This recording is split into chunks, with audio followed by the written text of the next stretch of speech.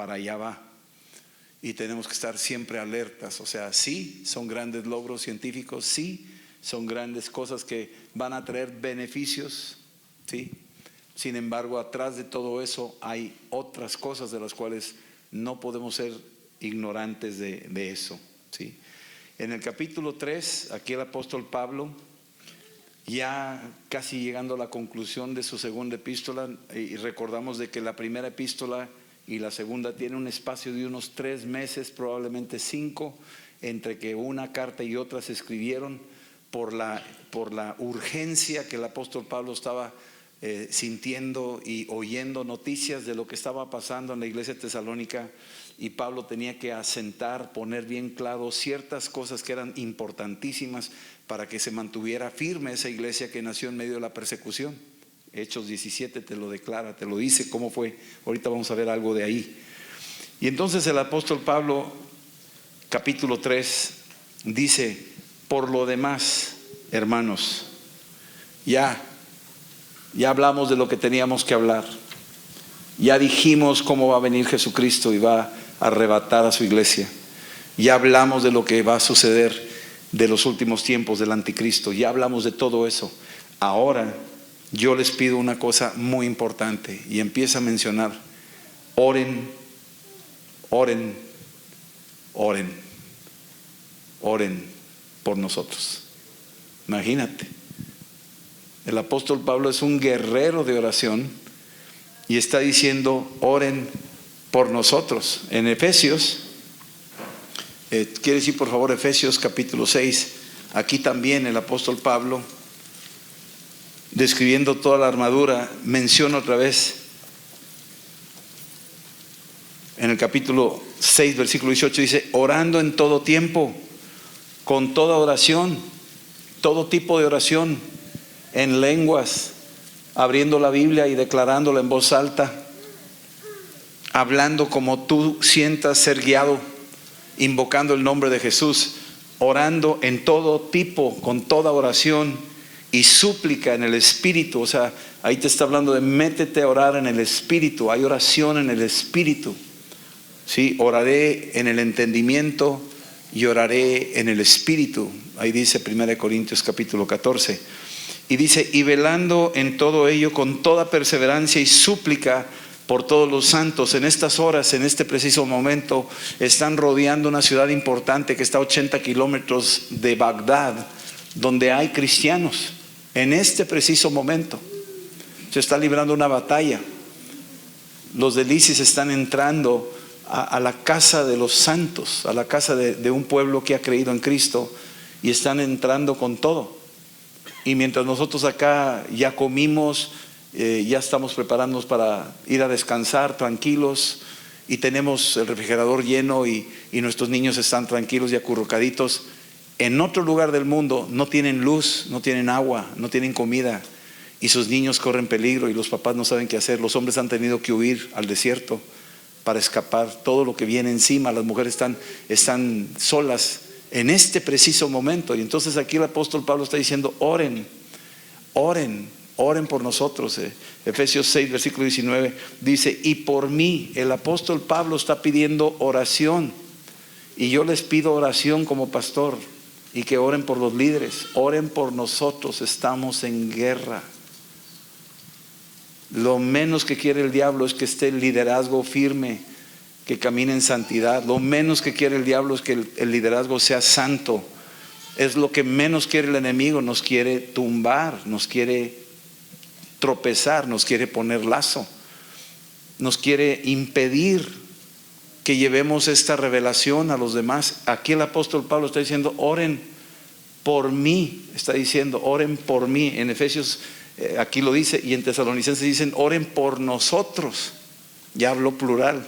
Oren por mí, a fin de que al abrir mi boca me sea dada palabra para dar a conocer con denuedo, o sea, con valentía, el misterio del evangelio, por lo cual soy embajador en cadenas, que con denuedo hable de él como debo de hablar. O sea, él aún así estando en la cárcel está diciendo, oren por mí, que no me pare de hablar, de decir de Cristo, de enseñar la doctrina a toda la gente. Oren, oren, oren, oren, oren, porque llega la depresión, llega el desánimo, llega mil cosas. A los que están anunciando el evangelio, la metralla está muy acentuada y nosotros tenemos que orar. Si lo está diciendo es porque es algo urgente, importante, que no es algo que nada más para ocupar tu rato y que cumplas con una pequeña cuota de tus oraciones o letanías. No es eso. Él está diciendo, tu oración es armamento espiritual que yo requiero. Yo necesito que me cubras mientras yo avanzo. Le está diciendo a las ametralladoras de atrás, cuando yo corra la línea de batalla, ustedes disparen sus ametralladoras para que yo pueda seguir avanzando y no me tire el enemigo a mí. Cúbranme, es lo que está diciendo. Y es lo mismo.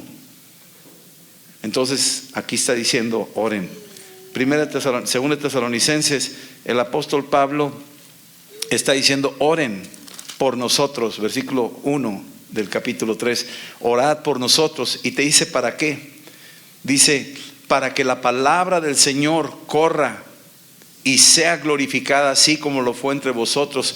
O sea, el apóstol Pablo dice en Efesios 6, 19, oren por mí a fin de que hable como debo de hablar con denuedo, ¿verdad? Y aquí está diciendo, oren para que la palabra corra. La palabra, él está llevando armamento a la gente, les está llevando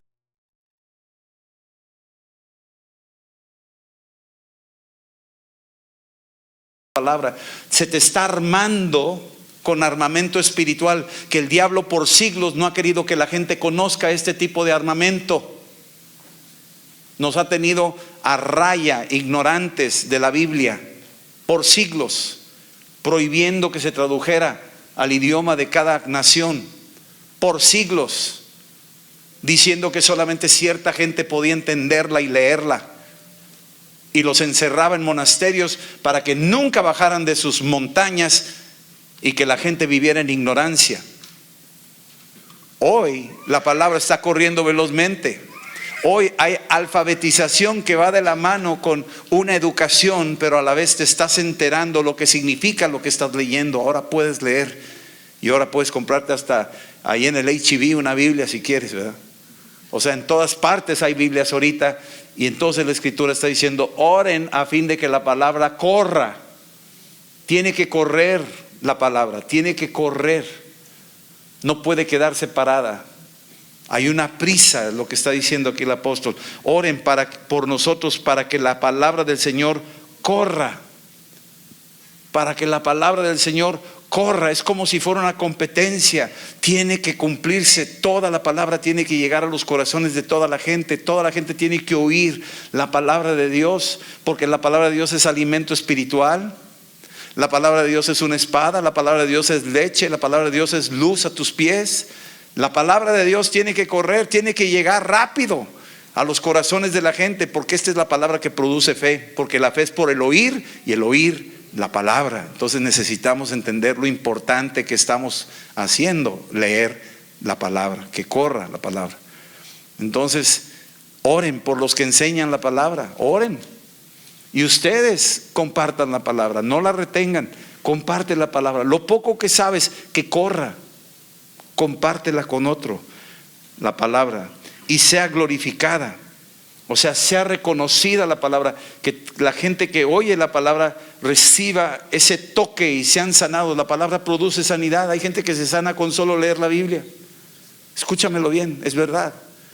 Había una vecina que tenía cáncer, yo me acuerdo, y me lo comentó. Le detectaron cáncer en el cerebro, ella estaba muy angustiada, no sabía qué hacer, y sabía que su vecina leía la Biblia. Y entonces cuando le llegó la noticia fue con su vecina y le dijo, ¿sabes qué? Te voy a pedir un favor, léeme la Biblia. Yo nomás te pido que me leas la Biblia, es todo lo que estoy pidiendo. Léeme la Biblia, tengo mucho miedo. La noticia que me dieron me da pavor. Y le empezó a leer el Evangelio de San Juan. Y al día siguiente volvió a ir para que le siguiera leyendo. Y al día siguiente volvió a ir y la palabra finalmente, esa mujer, cuando fue a diagnosticarse otra vez, no tenía nada. Y tú dices, no es posible. Salmo 107, versículo 20 dice, envió su palabra y lo sanó. La palabra de Dios tiene un poder. Parecerá irreal o parecerá así como que no es posible, pero la palabra de Dios tiene un poder sanador. Tiene un poder liberador. Cristo echó fuera por el poder de su palabra. Echó fuera demonios por el poder de la palabra. Entonces la palabra tiene mucho. Y acuérdense que Dios creó el universo por su palabra. Y esta es su palabra. Imagínate el poder creativo que tiene la palabra de Dios cuando la leemos. Lo que está haciendo adentro de nosotros, lo que está estableciendo adentro de nosotros, la sanidad, la saneación que hace adentro de nosotros cuando oímos la palabra, para que sea glorificada, así como fue entre vosotros. Versículo 2, y la segunda cosa, aparte de que corra la palabra y sea glorificada, para que seamos librados. Oren, no solo que corra la palabra, sino que nosotros, oren por nosotros para que seamos librados de hombres perversos y malos. Hay hombres perversos y malos. Trabajan para el diablo. Y saben que nosotros estamos dedicados a eso. Hay hombres perversos y malos que están operando para la línea enemiga. Y esos están buscando destruir a los que están llamados para predicar el evangelio. Oren para que seamos librados, dice aquí, seamos librados de hombres perversos y malos, porque no es de todos la fe. Cuando veamos una vez hemos enseñado aquí algo de la ventana de Dios. Cuando hablamos de la gente que opera en el mundo, hay la gente que son los nacidos en el mundo, los hijos que nacieron sin Cristo, los que hemos nacido sin Cristo, venimos de una raza caída. Y luego hay niveles dentro de todo lo que cabe ahí, ¿sí? Los hijos de desobediencia es el primer nivel, y luego viene otro nivel que va subiendo hasta el nivel más alto, que son los hijos del diablo. Lo que dice en Hechos 13, cuando Pablo habló con el mago era un brujo Bar Jesús, Elimas Bar Jesús. Hechos 13, cuando está tratando de impedir que llegue la palabra a Sergio, el procónsul de Chipre, y ahí está el apóstol Pablo queriendo evangelizarlo junto con Bernabé, y de repente está estorbando este mago. Son de los hombres malos y perversos, son perversos, están tratando de impedir que llegue la palabra. Y el apóstol volteó y le dijo: oh hijo del diablo, así le dijo, ¿hasta cuándo dejarás de trastornar los caminos rectos del Señor? Quedarás ciego. Y quedó ciego. Así se lo dice: dejarás de ver la luz del sol. Y se le fue la luz, se le apagó la lámpara a ese hombre por un tiempo.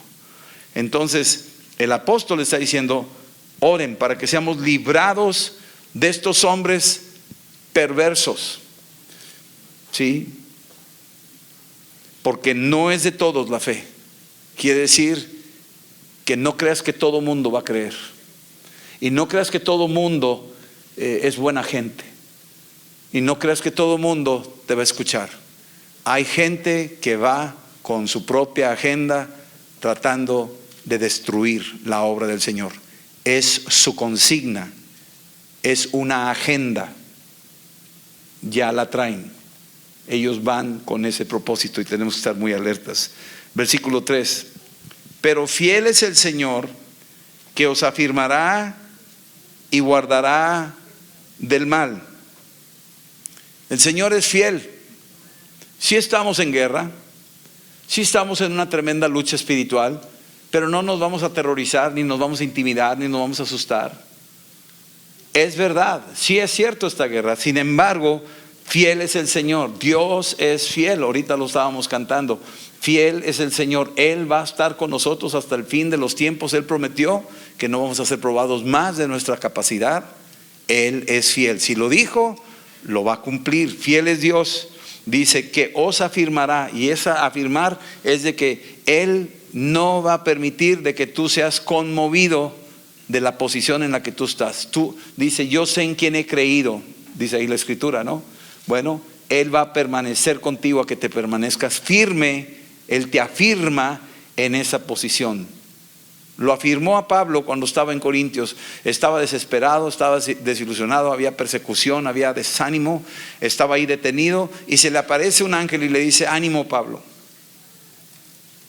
ánimo, el Señor está contigo y habla y no calles, porque yo tengo mucho pueblo en esta ciudad. Lo fue y lo afirmó, y Dios está diciéndonos lo mismo, nos está afirmando. Y cuando te sientas más débil, cuando te sientas abatido o rebasado a tus fuerzas, recuerda esta escritura. Dice: el Señor es fiel y Él te va a afirmar. Sí va a lloverle a la casita, sí va a venir un río contra la casa, sí va a haber vientos contra la casa, pero está tan firme que no se cayó, dice la escritura. No se cayó, porque guardó la palabra, porque creyó en la palabra. Eso es para nosotros. Dice: y te va a guardar del mal. El Padre nuestro lo dice: no nos dejes caer en tentación y líbranos del mal. Estamos, mi amado, aquí esta noche que estamos leyendo la palabra y todo, parecería que no tiene nada que ver con el mundo espiritual. Tiene todo que ver con el mundo espiritual. Nos va a librar del mal. Lo que estamos aprendiendo del Señor, dice: Él es fiel, te va a guardar, te va a mantener firme y te va a guardar del mal. Existe el mal. El mal no es algo lejano, el mal no es algo allá que no a cierta gente le toca. El mal existe. Y el Señor está diciendo: fiel es el Señor, que te va a afirmar y te va a guardar. Es una fidelidad de guardar, de protección. Acuérdate de eso. Y acuérdate del Padre Nuestro. No sé si alguno ya se lo ha memorizado. Yo te recomiendo que te lo memorices, que lo hagas carne, el Padre Nuestro, en tu vida. Memorízalo, regístralo, reténlo. Porque ese Padre, esa oración de Cristo que le enseñó a sus discípulos, muchos dicen: no, pues es que es una sola vez y no hay por qué repetirla. Espérate un segundito. Entonces, ¿para qué medito en la palabra, en ella, día y noche? Si el Padre Nuestro está inscrito, esa parte no la debo de repetir, y no la repito como merolico, sino la estoy rumiando como oveja, que cuando comes un alimento te lo digieres y luego lo vuelves a aventar y lo vuelves a masticar y lo vuelves a ingerir y luego lo vuelves a aventar hasta que finalmente se hace carne. Entonces, este Padre Nuestro lo menciono porque ahí incluye en la oración: líbranos del mal. Así lo dice. No nos dejes caer en tentación y líbranos del mal. Versículo 4. Tenemos confianza. Aquí está hablando de tenemos certeza, confianza respecto a vosotros en el Señor. Dice el apóstol Pablo: yo sé que ustedes, cuando recibieron desde la primera vez que fuimos a Tesalónica y oyeron el Evangelio, y Dios empezó a hacer una obra ahí, desde la primera de Tesalonicenses capítulo 1, de los primeros 10 versículos, ahí está hablando: hemos oído de la fe de ustedes, que ya ni siquiera tenemos nosotros que andar predicando. Ustedes ya han desparramado el Evangelio, que ya nosotros solamente oímos reportes de lo que ustedes están haciendo. Ni siquiera nos tenemos que preocupar por predicar el Evangelio. Y aquí el apóstol está terminando su segunda epístola diciendo: tengo tanta confianza respecto de ustedes en el Señor, en que hacéis, o sea, lo están haciendo, y haréis lo que os hemos mandado. Estoy confiado totalmente, tengo una certeza, tengo una confianza que ustedes están haciendo lo que tienen que estar haciendo y van a hacer lo que tienen que hacer. Esa es la confianza, y es lo mismo que hacemos ahorita. Tenemos la confianza de que lo que estamos leyendo hoy lo vamos a hacer, ¿sí? Y que cuando llegue el momento que se ofrezca, por cualquier adversidad que se nos presente, vamos a hacer lo que se tiene que hacer a la luz de la palabra, ¿sí? Lo que se nos ha dicho. Versículo 5. Y el Señor encamine vuestros corazones. La escritura en Romanos nos dice que todos los que somos hijos de Dios somos guiados. Bueno, aquí dice: el Señor encamine vuestros corazones, que Él te encamine. Es como la imagen que da es un padre tomando a su niño de la mano y llevándolo en un derrotero recto, en un camino donde Él quiere que tú andes, ¿sí? Dice: el Señor encamine vuestros corazones al amor de Dios. Aquí el apóstol Pablo está preocupado porque parece que las presiones, cuando existen, el amor como que se está probando. Piénsalo. Yo me pongo a pensar en Jesucristo en la cruz. Todo amor, con los clavos en la mano y en los pies, con espinas en la cabeza, insultado, escupido, latigado. Su amor está siendo probado. ¿El tuyo? ¿El tuyo? ¿Cómo estará? Hace unos días decía una persona: es que ella me hizo daño a mí y ellos me hicieron daño a mí, entonces ellos tienen la culpa. Y ellos, le dije, ok, vamos, imagínate que Jesús, ¿cuál de los dos era el culpable? ¿Nosotros o él? Pues nosotros. ¿Y quién fue a la cruz? ¿El culpable o el inocente?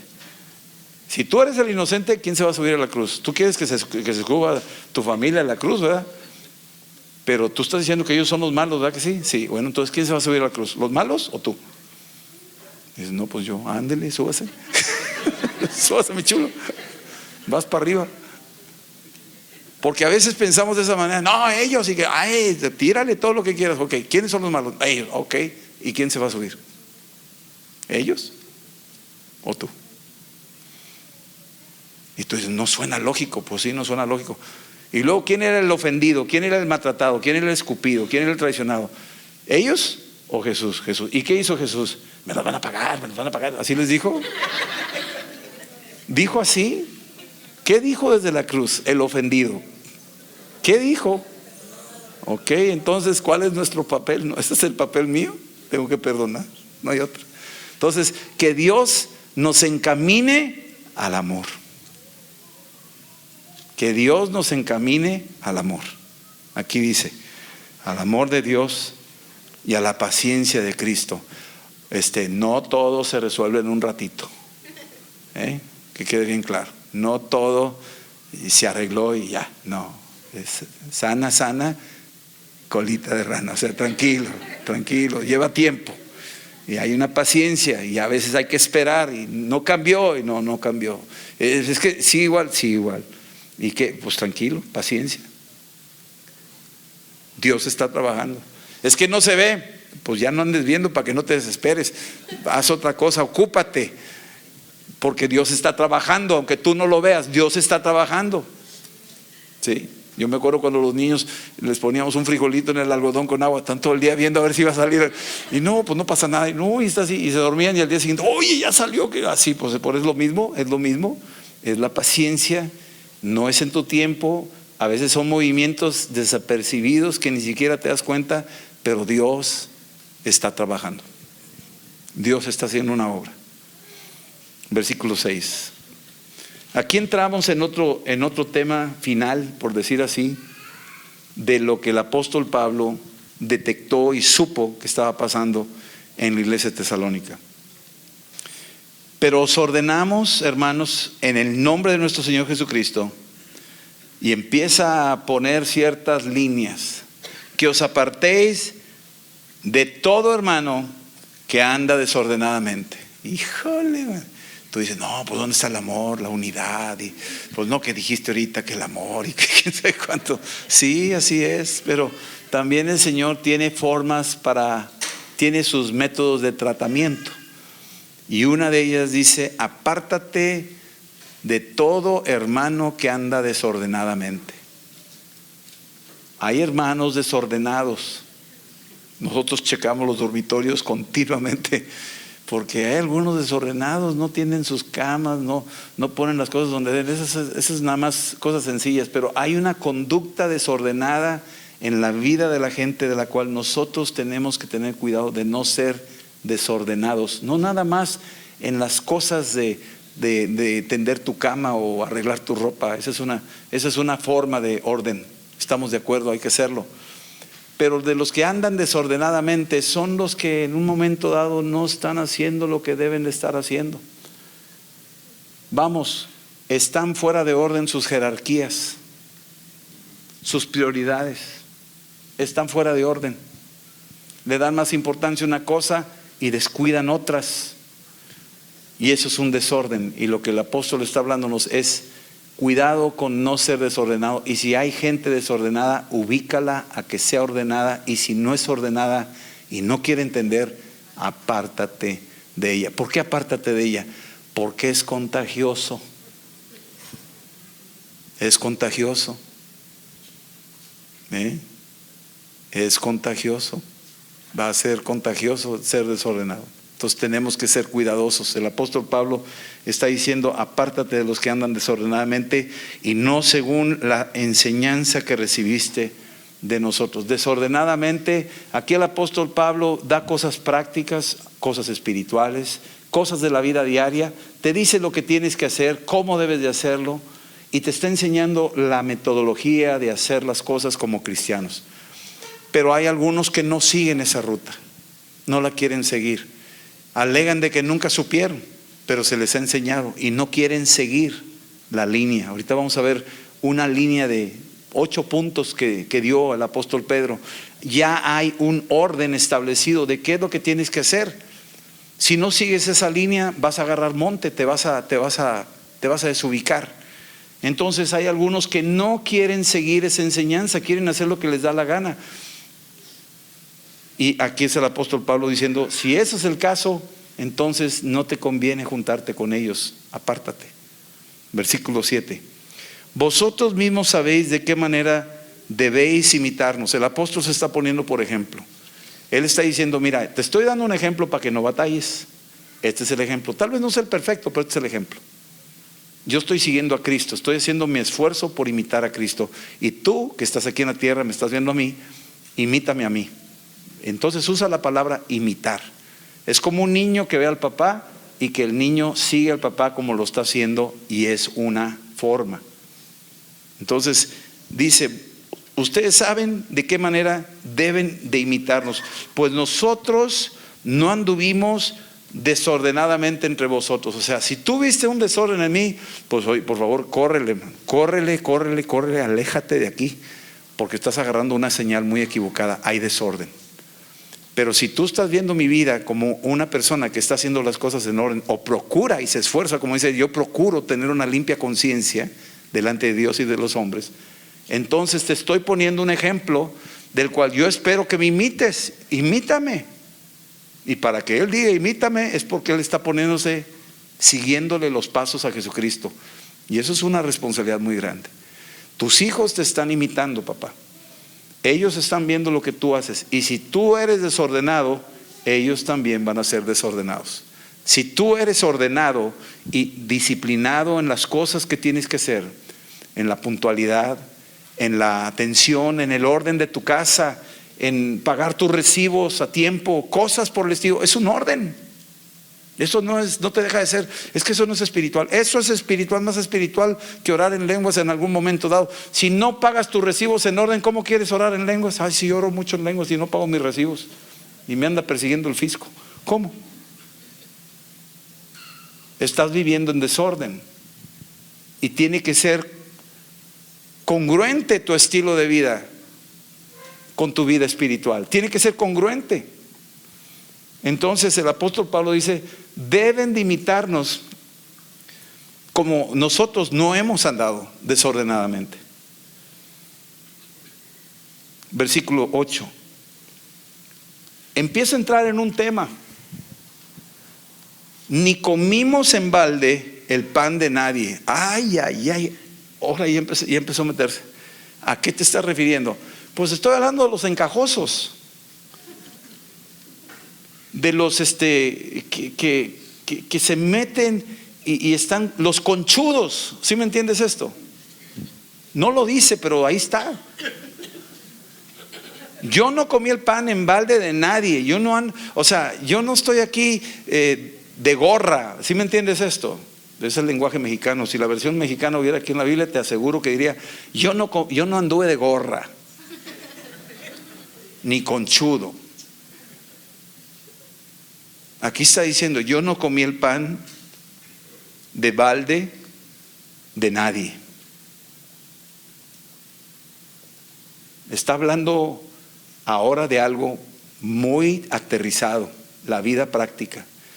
y va a empezar a pisar callitos, porque dice, sino que trabajamos con afán. Pues no que no os afanéis. Sí. Yo sé que hay los evasores, luego los rápidos, escrito está, no os afanéis. Entonces aquí dice Pablo, entonces aquí hay una contradicción. No hay contradicción. Está hablando que le eché ganas a mi trabajo. A eso se está refiriendo. Si tú no le echas ganas a tu trabajo, entiéndeme, si tú entiende las prioridades. Desordenado es los extremos, que estás metidazo en tu trabajo y descuidas a tu familia. Eso es un desorden. ¿Sí me están entendiendo eso? Que estás metidazo en el ministerio y descuidas a la familia. Ese es un desorden. Pero eso no quiere decir que no trabajes, o eso no quiere decir que no atiendas tu ministerio. ¿Me están entendiendo? Aguas, porque nos vamos a los polos. No, pues que la Biblia dice que no me afane, pues entonces no trabajo. No, espérame. No está diciéndote eso. Te está hablando a ti claramente de que tú le des la atención necesaria al trabajo. El trabajo no es una maldición, el trabajo es una bendición. Existe desde antes de la caída de Adán y Eva y es una bendición. Dale gloria a Dios porque a través del trabajo tú recibes provisión. Tienes que trabajar, no te hagas el desentendido.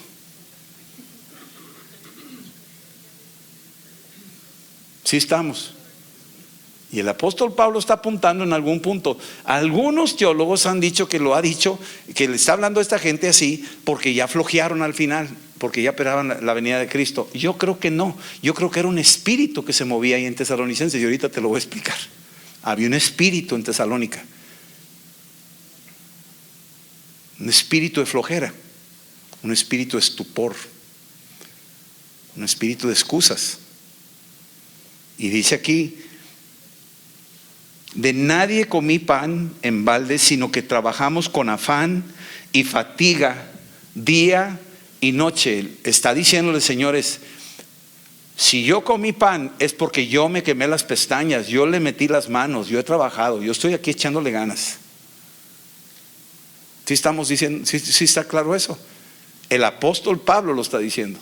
En Hechos 20 menciona, yo no fui carga de nadie, mis manos me bastaron para abastecerme. O sea, está hablando de que estas manos me han servido para surtir todo lo que yo necesitaba hacer para lo que yo tenía que hacer. ¿Qué está diciéndome? Que le tenemos que echar ganas a lo que estamos haciendo. Échale ganas a tu trabajo, échale ganas a tu responsabilidad. Tenemos una responsabilidad. No quisimos ser gravosos a ninguno de ustedes. El apóstol está siendo muy claro. Ese es el orden del que está hablando. El orden es, yo me tengo que ser responsable de mis asuntos y de llevar la provisión a mi casa, pero me demanda que trabaje, me demanda que llegue temprano, me demanda que yo haga mi entrega de mis requerimientos, de lo que exige mi puesto. Yo lo tengo que hacer. Si me pidieron 5 tiendas o 5 carpas, que eso era lo que él hacía, las hago. Si me comprometí que para el viernes el viernes estaban listas las carpas. ¿Sí entienden eso? Y las entregaba. Con afán, con fatiga. Oye, apúrale, mano, porque quedamos que el viernes. Y pues, oye, que tranquilo, mano. Vamos a echarle ganas a esto y ahorita arreglamos lo otro. Pero vamos a terminar nuestro compromiso. Tenemos un compromiso. ¿Sí están entendiendo eso? Entonces él está echándole ganas en eso. Versículo que sigue, versículo 9. No porque no tuviésemos derecho. Aquí el apóstol Pablo está hablando muy sencillo y muy clarito. Dice, miren, nosotros por el evangelio podemos comer del evangelio. Ahorita la obra no puede sostenernos, no se preocupen. No nos podían sostener porque eran pocos, no pasó nada. Nosotros trabajaremos para sostener la obra. Pero si la obra está suficientemente fuerte para sostenernos, entonces ustedes tienen una responsabilidad de que nosotros podamos vivir del evangelio. Así lo dice en el libro de Romanos. ¿Sí entienden eso? Pero él está aclarando una cosa, no porque nosotros no tengamos derecho, y él está siendo muy francote. ¿Sabes qué? Si yo te estoy dando a ti lo espiritual, ¿cuál es tu problema de darme a mí lo material?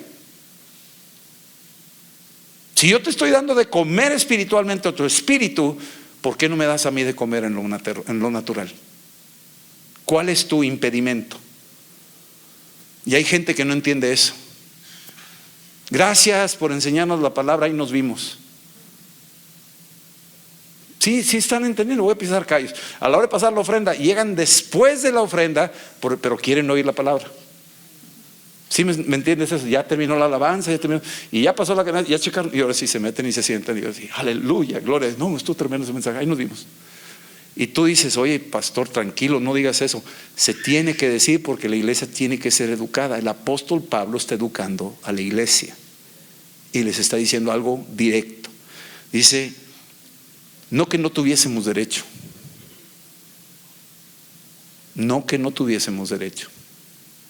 sino para darles nosotros mismos, subráyalo 2 veces, un ejemplo.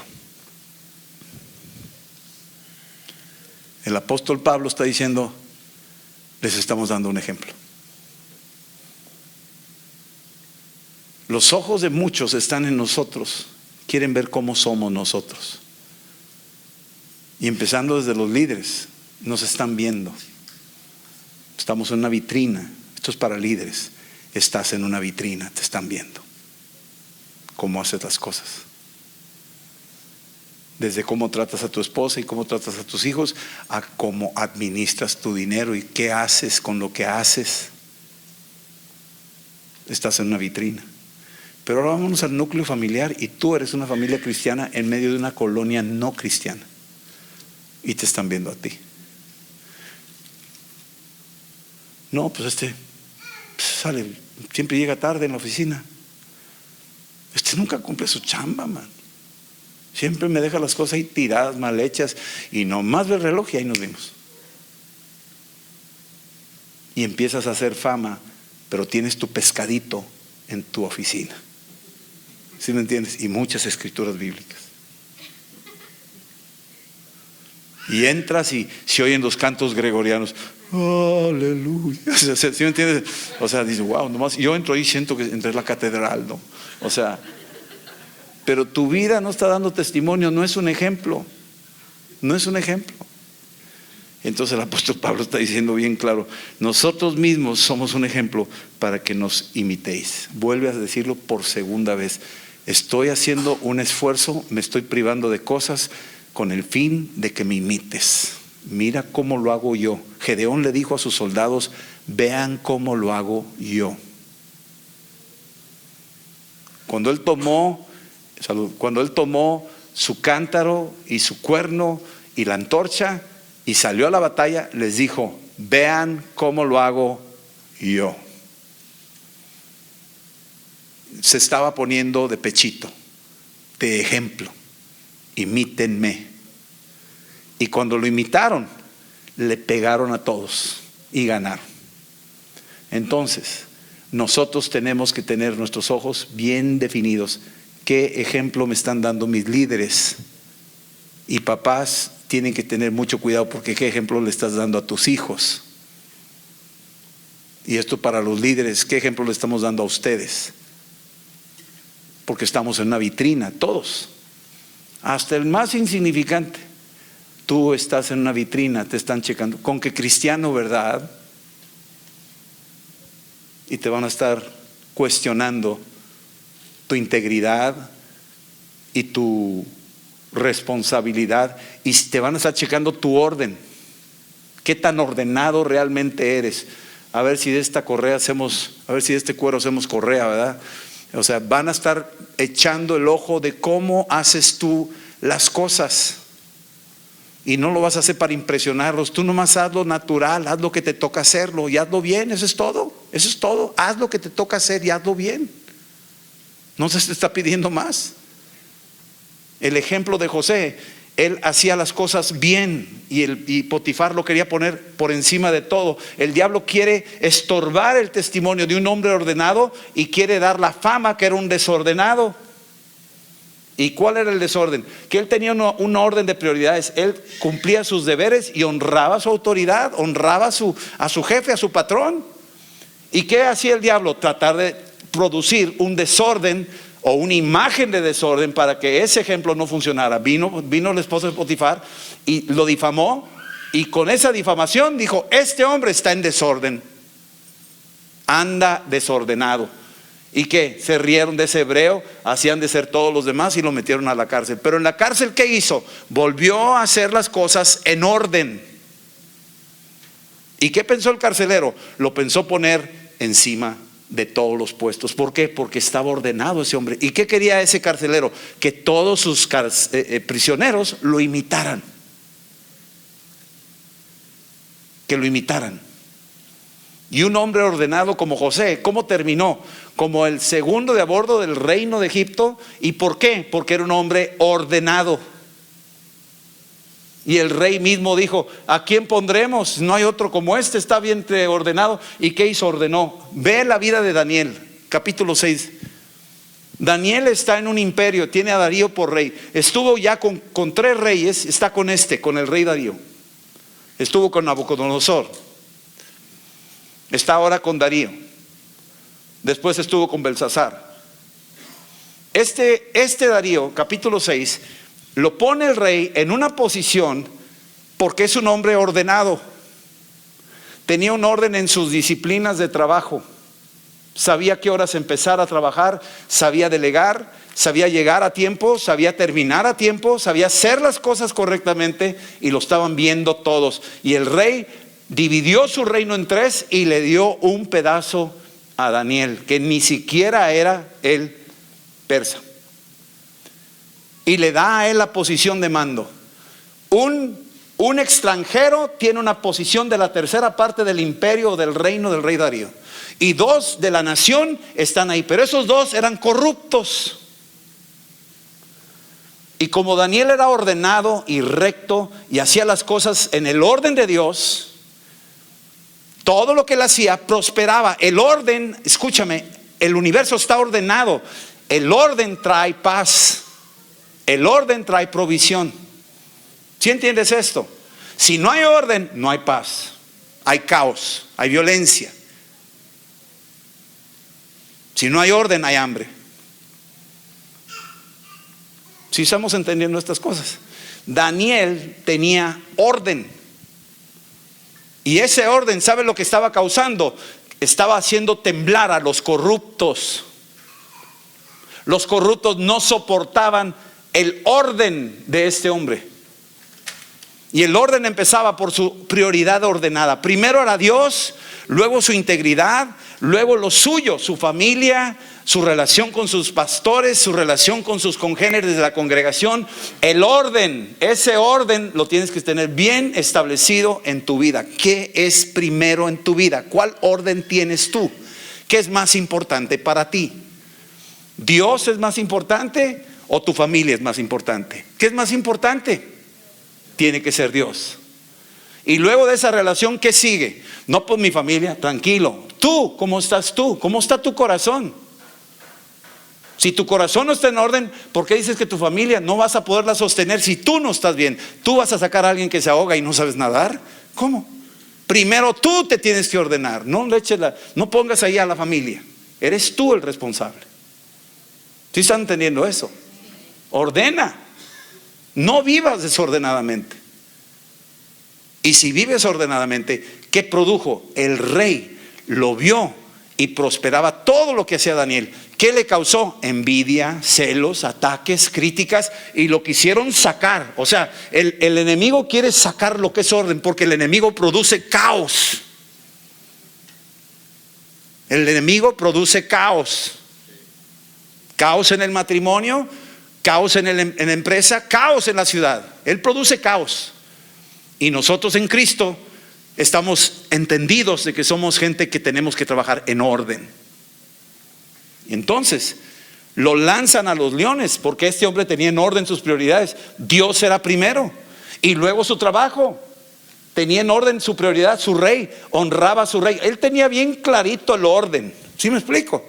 Y cuando lo critican y lo atacan, lo quieren sacar porque está rompiendo mira, agua revuelta, ganancia de pescadores. ¿Sí me entiendes esto? Cuando hay desorden, ahí nadie se da cuenta. Cuando hay desorden, nadie se da cuenta. Meten la mano a la cartera, sacan la lana, nadie sabe porque hay desorden, hay caos. Y eso es lo que trabaja la corrupción en nuestros sistemas. A cada rato andan metiendo candados en el gobierno. Cada rato la ley de la transparencia y una serie de cosas porque se dan cuenta que necesitan orden. Porque si no hay orden, hay caos, hay corrupción. Y Dios honra a los que andan ordenadamente. Los leones hasta se ordenaron con él. A sus órdenes, jefe. O sea, ni lo tocaron. No lo tocaron. Porque tenía bien clara su línea de mando y su línea de orden. ¿Y qué hizo el rey? Ese orden, ¿qué trajo? Trajo orden a la nación. Echó a los leones, a los corruptos y acusadores, los que se acabaron los corruptos. ¿Por qué? Porque el orden tiene un poder. ¿Sí me entiendes esto? El orden es más poderoso que la corrupción. El orden es más poderosa que la corrupción. ¿Y qué trajo ese hombre ordenado? Un solo hombre ordenado trastornó una nación. José, un solo hombre ordenado trastornó una nación. Necesitamos orden. Con las cosas más sencillas, empezando por ti, por tu casa, y luego en tu trabajo, y seguirle hasta que eso sea un ejemplo y la de gente diga, hay que imitarlos. Tenemos que imitarlos. Versículo 10. Porque también cuando estábamos con vosotros os ordenamos esto: si alguno no quiere trabajar, tampoco come. Wow, mano. Tú dices, ay, qué falta de amor. ¿Verdad que suena? Pues ahorita acabo de decir que te afanes y no dice la Biblia que no nos afanéis. Y luego dice que le repartas al pan con los pobres y aquí dice que no le des de comer. ¿Cómo? Ay, pobrecitos. Y empieza ahí el buscarle el recoveco bíblico para amparar tu flojera. Escrito está. No, fíjate que no. No, Señor. ¿Qué dice aquí? Se los hemos ordenado. Es una orden. Que si no trabaja, a menos de que tenga un impedimento, pero si no trabaja, debiendo trabajar, pudiendo trabajar, con todas las leyes de trabajar, que tiene fuerzas, juventud, tiene la habilidad, tiene el trabajo, tiene la chamba, tiene todo, y si no trabaja, no coma, a ver cómo le va. No hay amor en esta iglesia. Sí, hay mucho amor. Hay mucho amor. Te amamos tanto que te corregimos. Un papá que no corrige a su hijo no lo ama. ¿Me están entendiendo eso? Se los hemos dicho. Si no te digo lo que tienes que hacer y no te advierto, preocúpate porque no estoy cumpliendo mi deber.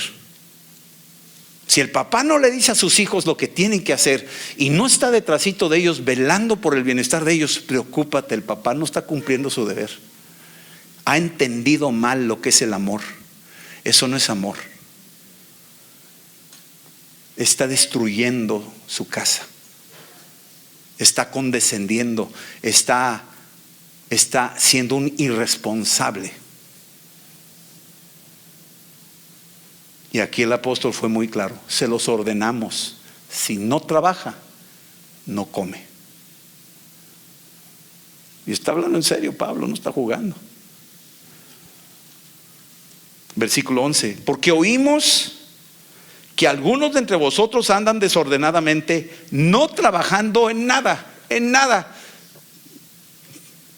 en nada. Ven basura y ni la levantan. Aleluya, gloria a Dios, hermano. Ven tirado ahí el lavabo. Yo me he metido a propósito a los baños para ver cómo le hacen a los baños. Ni les estiran. Papel tirado en el suelo. Los lavabos charqueados, las toallas, en vez de tirarlas esto ahí, ¡pah! Y estoy yo como pastor viendo todo eso y agarro una hoja y le empiezo a limpiar. Y yo digo, oye, hermano, ¿de qué se trata? No, ¿qué onda? Y se los hemos dicho a los alumnos, si yo veo una basura, yo me agacho y la levanto. Pero me ven que me agacho y lo levanto y los alumnos... No digo que todos, pero sí lo veo. Y se tiene que hacer para dar ejemplo. Pero a ver si hay alguien que se anime y dice, no, espérame, ese es mío. Ándele, está agarrando la señal y estamos transmitiendo un orden. Pero si no transmitimos orden, va a haber caos. Y si hay caos, hay corrupción. Y el apóstol está diciendo cosas bien tremendas. Tremendas.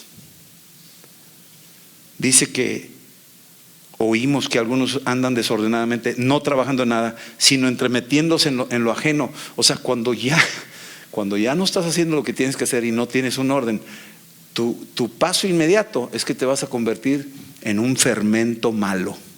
Vas a empezar a meterte en lo que no te incumbe, en chismes, en quitarle el tiempo al otro.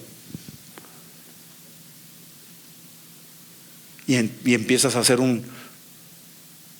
ahora sí que un cáncer.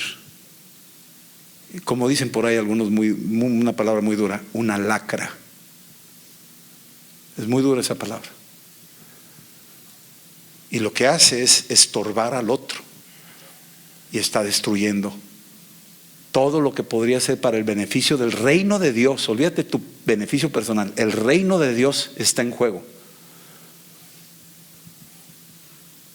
Y el apóstol lo está diciendo, están ociosos, no quieren hacer ningún tipo de trabajo. Su única opción es hablar y hablar y hablar. Y en las muchas palabras no falta el pecado. Versículo 12. A los tales mandamos y exhortamos por nuestro Señor Jesucristo. O sea, le está mandando una cartita y está diciendo, léela en voz alta en la iglesia, por favor. Está diciendo a los tales. ¿Cuáles son los tales? Los tales talibanes, esos, los flojos, los desordenados, los ociosos, los que se entremeten en cosas que ni siquiera por qué tienen que meterse.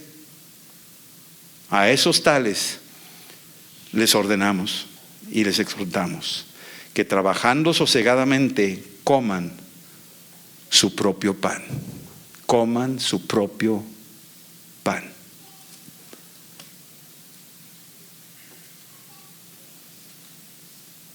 Coman su propio pan.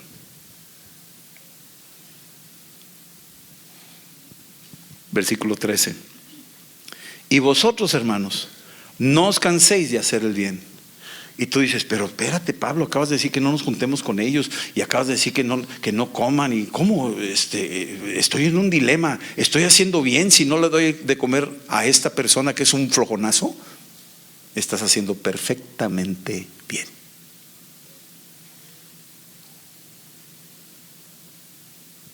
Estás haciendo bien. Y sé que choca con la teología de muchos. La malentendida teología.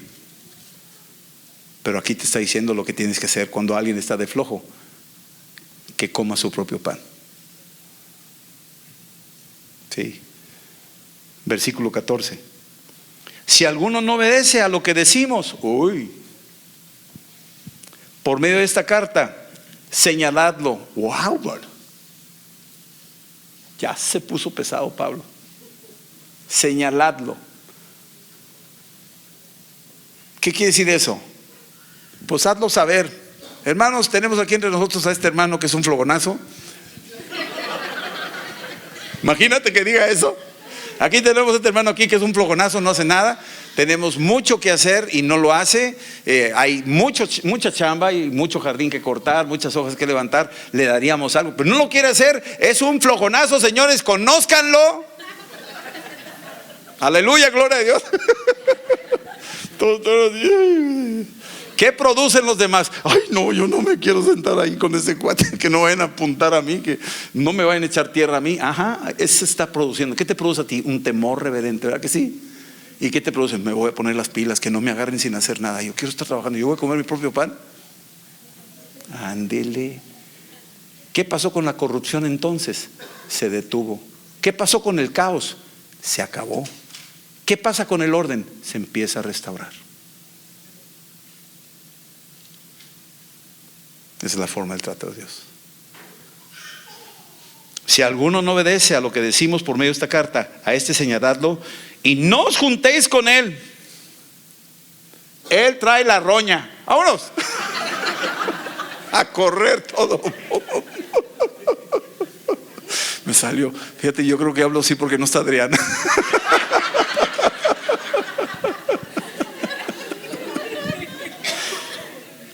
Señaladlo, no os juntéis con él para que se avergüence. Híjole, lo vas a poner rojo. Pero mira lo que dice el apóstol: no deja de ser misericordioso. Al final termina con esto y dice: pero no lo tengas por enemigo. Sí lo puedes señalar, sí puedes decir que es un flojonazo, sí, pero no se trata de que es un enemigo de la fe y que no, tampoco, no estamos diciendo eso. Nomás que sí es un flojo. Eso sí es cierto, pero no lo tengas por enemigo. Sí, sino amonestadlo como hermano. La iglesia de Tesalónica, si tú ves ahí, capítulo 17, nomás rapidito, ya terminé. Capítulo 17, dice que en Tesalónica, cuando llegó el apóstol Pablo a predicar el evangelio, dice, versículo 5: entonces los judíos que no creían el evangelio que llevó Pablo, teniendo celos, tomaron consigo a algunos, ¿qué dice ahí? Ociosos. Quiere decir que estos ni siquiera habían oído que la segunda venida de Cristo y que nada. O sea, la ciudad estaba infectada de ociosidad. Había una cultura de baquetones, de flojera, de gente no productiva. ¿Sí entiendes esto? La ciudad tenía ese espíritu antes de que llegara Pablo. Entonces no fue porque venía, ya supieron que viene la segunda venida de Cristo, entonces por eso no, pues ¿para qué trabajamos? Puede que tenga cierta verdad, pero no creo que sea el énfasis. El énfasis está en que la ciudad tenía esta cultura. Esta era la cultura. ¿Sí? Eran ociosos, eran hombres malos y alborotaron la ciudad. Había caos, no estaban ordenadamente. Terminamos segunda Tesalonicenses con esto, versículo 16. El mismo Señor de paz, aquí termina el apóstol Pablo, el Señor de paz os dé siempre paz en toda manera. El Señor sea con todos vosotros. Él está hablando paz. Había problemas, había tensiones. Los encajosos, los flojos estaban causando problemas a los estables, a los que estaban tratando de hacer las cosas bien, y venían y oye, tienes un kilo de manteca y tienes un kilo de pan y tienes leche y espérame, te quiero ayudar, pero ¿y tú? ¿Estás trabajando o no estás trabajando? No, hermano, no preguntes. Eso es antibíblico.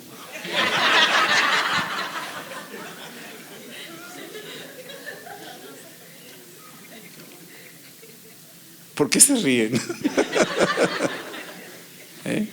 Hay gente que manipula el evangelio y son mañosos. Versículo 17: las salutaciones de mi propia mano, o sea, Pablo escribió esto, que es el signo en toda carta mía. Así escribo. Hay varias cartas, Filemón, Colosenses, hay varias que él personalmente las firmaba. Y terminando: la gracia de nuestro Señor Jesucristo sea con todos vosotros. Amén. Vamos a orar. Señor, te damos gracias esta noche por la palabra y por el libro de Segunda Tesalonicenses que hemos leído, y los libros de estas epístolas a esa iglesia de Tesalónica, Señor.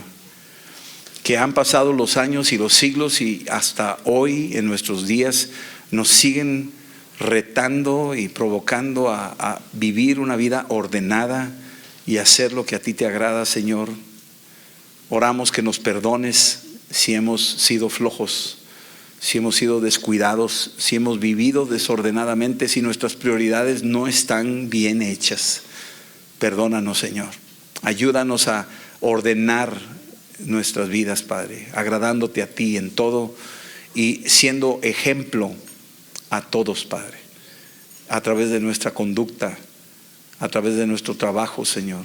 Ayúdanos, Señor, a administrar los dones y los días que tú nos has dado aquí en la tierra, en el nombre de Jesús, Señor. Y oramos por los que no tienen trabajo, que no sientan culpa ni condenación por este mensaje, sino al contrario, se animen de que hay mucho que hacer y pueden empezar con las cosas más pequeñas para trabajar y salir adelante, que tú honras a los que te honran, que tú respaldas a los que de alguna forma se esforzarán para hacerlo, y que por más insignificante o humilde que sea el inicio de un trabajo, Señor, tú honrarás, tú lo bendecirás, Padre.